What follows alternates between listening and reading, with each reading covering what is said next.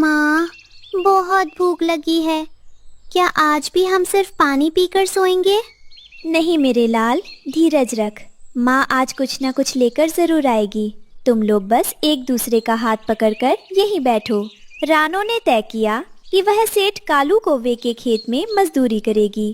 कालू कौवा पूरे जंगल का सबसे अमीर और लालची पक्षी था। सेठ जी प्रणाम। मेरे 7 बच्चे भूखे हैं। क्या मुझे आपके खेत में कुछ काम मिल सकता है? जो भी मजदूरी बने मुझे दे दीजिएगा। काम तो बहुत है, पर क्या तुझ जैसी नाजुक चिड़िया ये भारी बोझे उठा पाएगी? देख ले, अगर काम पूरा नहीं हुआ तो एक दाना भी नहीं मिलेगा। मैं दिन रात एक कर दूंगी सेठ जी, बस मेरे बच्चों का पेट भर जाए। रानो ने तपती धूप में पत्थर ढोए, भारी अनाज की बोरियां उठाईं और कांटों भरी बाड़ लगाई। सूरज ढल गया। रानो के पंख थक कर जवाब दे रहे थे, लेकिन उसके मन में बच्चों के मुस्कुराते चेहरे थे। शाम को रानो कांपते पैरों से कालू कौवे के पास पहुंची। सेठ जी, सारा काम खत्म हो गया। अब मेरी मजदूरी दे दीजिए ताकि मैं बच्चों के लिए दाना ले जा सकूं। मजदूरी? कैसी मजदूरी? तूने तो आधा काम बिगाड़ दिया। और वैसे भी मेरे खेत की हवा में सांस ली है तूने दिन भर, वही तेरी मजदूरी है। चल भाग यहाँ से। नहीं सेठ जी, ऐसा मत कीजिए। मेरे बच्चे कल से भूखे हैं। खुदा के लिए मुझ पर रहम कीजिए। ज्यादा चिक चिक मत कर, ये ले अपनी मजदूरी। कालू कौवे ने रानो को जोर से धक्का दिया। रानो पत्थरों पर जा गिरी और कालू हंसता हुआ अपने महल जैसे घोंसले में चला गया। रानो बेबस होकर जंगल की ओर उड़ चली। उसकी आंखों से टप टप आंसू गिर रहे थे। अंधेरी झाड़ियों के पास रानो को किसी के कराहने की आवाज आई। उसने देखा कि एक बूढ़ा उल्लू बाबा लहूलुहान हालत में पड़ा था। अरे बाबा, आपको क्या हुआ? आप तो बहुत जख्मी हैं। पानी, पानी। रानो अपनी भूख और थकान भूल गई। वह तेजी से उड़कर पास की नदी से अपनी चोंच में पानी भरकर लाई और बाबा को पिलाया। उसने जड़ी बूटियां खोजी और उनके घावों पर लगाईं। पूरी रात वह बाबा के पास बैठी पंखा झलती रही। सुबह जब उल्लू बाबा की आंख खुली तो उन्होंने रानो की ममता देखी। बेटी, तुम कौन हो?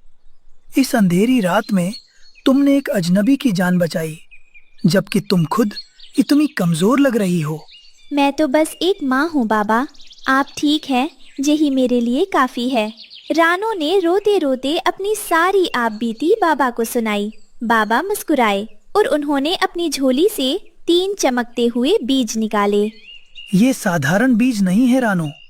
इन्हें ले जाओ और अपने छोटे से खेत में बो दो। रोज इन्हें अपने प्यार से सींचना। याद रखना, जैसा तुम्हारा दिल साफ है, ये फल भी वैसे ही मीठे होंगे। रानो ने बाबा के कहे अनुसार बीज बो दिए। 5 दिनों तक उसने कड़ी मेहनत की। 5वें दिन सुबह जब वह खेत पहुंची तो उसकी आंखें फटी की फटी रह गईं। हे भगवान, यही क्या चमत्कार है? पूरा खेत हरे भरे बड़े बड़े तरबूजों से भरा था, लेकिन सबसे अद्भुत था खेत के बीचों बीच बना एक विशालकाय तरबूज का घर। वह इतना बड़ा था कि उसमें 100 पक्षी रह सकते थे। रानो जैसे ही उस घर के गई, वहाँ मेजों पर तरह तरह के फल, मेवे और अनाज सजे थे। कोने में मखमली बिस्तर थे और खिड़कियों से ठंडी हवा आ रही थी। माँ देखो, यहाँ तो चॉकलेट और शहद के झरने हैं। क्या अब हमें कभी भूखा नहीं सोना पड़ेगा माँ? नहीं मेरे बच्चों, यह तुम्हारी ईमानदारी और बाबा की आशीर्वाद का फल है। अब यह हमारा घर है।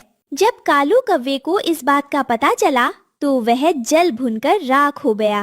वह रानो के पास पहुंचा। ए चिड़िया, ये बीज तुझे कहाँ से मिले? मुझे भी बता, वरना मैं तेरा ये घर छीन लूंगा। सेठ जी, दोस्तों, ये रहे हमारी आज की वीडियो के प्यारे सब्सक्राइबर्स और फॉलोअर्स के नाम। रुद्र, शुभी, लवीश रॉय, रानी खान, डुगू यादव और जो नहीं चुने गए, चिंता मत करो, अगली बार तुम भी बन सकते हो जंगल के सुपरस्टार। दोस्तों, अगर आप भी चाहते हैं मैं आपका नाम अपनी कहानी में लूं, तो देर किस बात की, जल्दी से कमेंट करके अपना, यह मेहनत और दुआओं का फल है, लालच का नहीं। कालू कौवा भागकर उसी जंगल में गया और जानबूझकर एक पेड़ से टकराकर गिर गया और नाटक करने लगा। तभी उल्लू बाबा वहाँ से गुजरे। कालू ने सोचा कि उसे भी जादुई बीज मिलेंगे। बाबा ने उसे भी बीज दिए, लेकिन जैसे ही कालू ने उन्हें बोया, उस खेत में तरबूज की जगह कड़वे और जहरीले कांटे उगाए, जिन्होंने कालू के आलीशान महल को ही नष्ट कर दिया। उसके घर में कभी अनाज खत्म नहीं होता था और जादुई तरबूज से हर दिन ताजे फल निकलते थे। लेकिन रानो का दिल सिर्फ अपने परिवार तक सीमित नहीं था। एक दिन जंगल में भीषण अकाल पड़ा। नदियां सूख गईं और पेड़ों के फल झड़ गए। सभी पक्षी भूख से तड़पने लगे। बच्चों, देखो बाहर कितने पक्षी भूखे हैं। हमारे पास ईश्वर का दिया सब कुछ है। क्या हमें इसे दूसरों के साथ नहीं बांटना चाहिए? हाँ माँ, उल्लू बाबा ने कहा था कि बांटने से खुशियाँ बढ़ती हैं। चलिए हम सबको दावत देते हैं। रानो ने अपने जादुई खेत के दरवाजे सबके लिए खोल दिए। भाइयों और बहनों, घबराओ मत। रानो के द्वार पर कोई भूखा नहीं सोएगा। आओ और पेट भर भोजन करो। देखते ही देखते कोयल, मैना, तोते और यहाँ तक कि छोटे छोटे गोरैया परिवार भी रानो के तरबूज महल में पहुँच गए।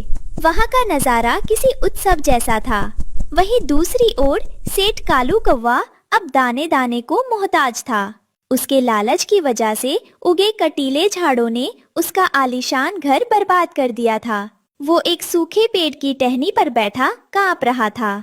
मैंने रानो को धक्का दिया था, उसका हक मारा था। आज वही रानी बनी बैठी है और मैं इस गंदी नाली का पानी पीने को मजबूर हूँ। क्या वो मुझे माफ करेगी? भूख से निढाल होकर कालू कौवा उड़ते उड़ते रानो के खेत के पास गिर पड़ा। उसे लगा कि पक्षी उसे धिक्कारेंगे। रानो की नजर कालू पर पड़ी। वो तुरंत पानी और कुछ अंगूर लेकर उसके पास पहुंची। सेठ जी, आप यहाँ जमीन पर क्यों पड़े हैं? उठिए, अंदर चलिए। नहीं रानो, मुझे सेठ मत कहो। मैं अपराधी हूँ। मैंने तुम्हारी मेहनत की कमाई छीनी थी, तुम्हें बेइज्जत किया था। मुझे तो मर जाने दो। बीती बातों को याद करके आज का सुख क्यों गंवाना? बुरा वक्त हमें सबक सिखाने आता है, सजा देने नहीं। चलिए, मेरे बच्चे आपका इंतजार कर रहे हैं। कालू कौवा रानो की महानता देखकर फूट फूट कर रोने लगा। उसने रानो के पैर छुए और कसम खाई कि वो अब कभी किसी का हक नहीं मारेगा। अचानक आसमान में एक सुनहरी चमक हुई और उल्लू बाबा प्रकट हुए। शाबाश लानो, तुमने सिर्फ जादुई बीजों को ही नहीं सींचा, बल्कि अपने चरित्र की खुशबू से पूरे जंगल को महका दिया है। असली जादू तरबूज में नहीं, तुम्हारे दयालु हृदय में है। बाबा ने अपने पंख हिलाए और देखते ही देखते पूरे जंगल में बारिश होने लगी। सूखा खत्म हो गया और हर तरफ हरियाली छा गई। आज से ये जादुई तरबूज महल शांति निवास कहलाएगा, जहाँ अमीर गरीब का कोई भेद नहीं होगा। रानो चिड़िया ने साबित कर दिया कि ऊंचाइयां पंखों से नहीं, अच्छे कर्मों से छुई जाती हैं। कालू कौवा अब रानो के खेत का रखवाला बन गया था, जो ईमानदारी से सबकी सेवा करता था। सातों बच्चे बड़े होकर जंगल के सबसे सभ्य पक्षी बने। इस कहानी से हमें सीख मिलती है कि जो दूसरों के लिए गड्ढा खोदता है वो खुद उसमें गिरता है, लेकिन जो दूसरों के आंसू पोंछता है, ईश्वर उसके घर को खुशियों से भर देता।